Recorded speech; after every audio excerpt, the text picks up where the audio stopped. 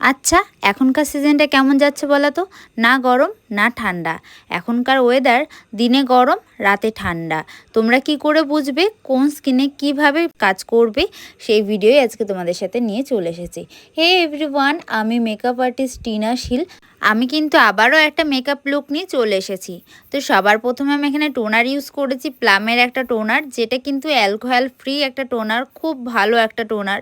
তোমরা অল সিজনে এই টোনারটা ইউজ করতে পারো।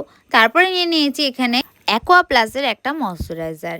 এই জেল বেস ময়শ্চারাইজারটা আমি এখানে ইউজ করেছি, তার পেছনে কিন্তু অনেক কারণ আছে।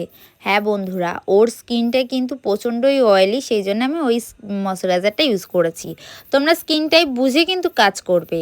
তারপরে এখানে নিয়ে নিয়েছি একটা প্রাইমার, যেটা ছিল কালার বারের একটা প্রাইমারটাকে ইউজ করে নেওয়ার পরে কিন্তু আমি পিএসসির একটা স্টোভ ক্রিম ইউজ করে নিচ্ছি, কারণ এই স্টোভ ক্রিমটাতে মেকআপটা কিন্তু অনেকটা গ্লো আনবে।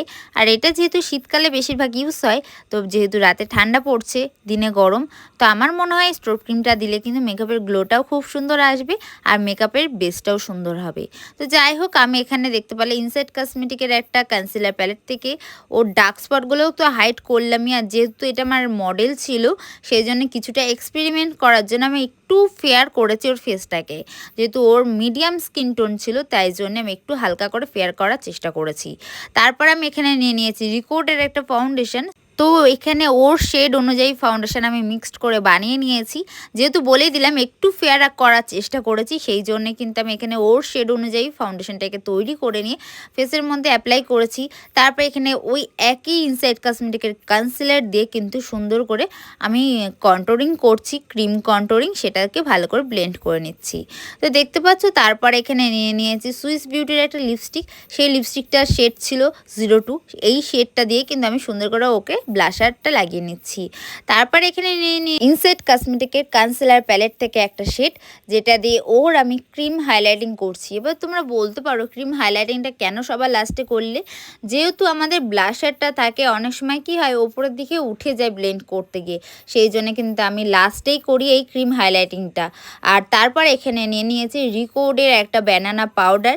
তো সেটা দিয়ে আমি ওর স্কিন টোনটাকে ভালো করে একটু ওর শেড অনুযায়ী আনার জন্য কিন্তু আমি এখানে ব্যানানা পাউডারটাকে ইউজ করে সুন্দর করে মেকআপটাকে লক করে নিচ্ছি।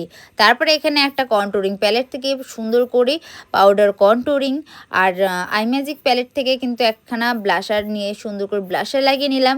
আর ইনসাইড কসমেটিকের প্যালেট থেকে কিন্তু এখানে হাইলাইটিং লাগিয়ে নিলাম।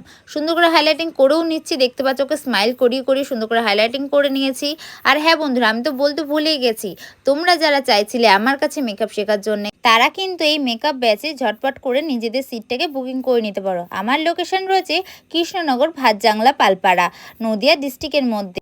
আর আমার নাম্বারটা স্ক্রিনে দেওয়া থাকলেও অবশ্যই তোমাদের ঝটপট করে সিটটাকে বুক করে নিতে পারো। এখানে আমি হাইলাইটিং আর লিপস্টিকটা পরিয়ে মেকআপটাকে ডান করেছি, আর লাস্টে কিন্তু রিকোডের গ্রিপ স্প্রেটা দিয়ে মেকআপটাকে লক করে নিয়েছি।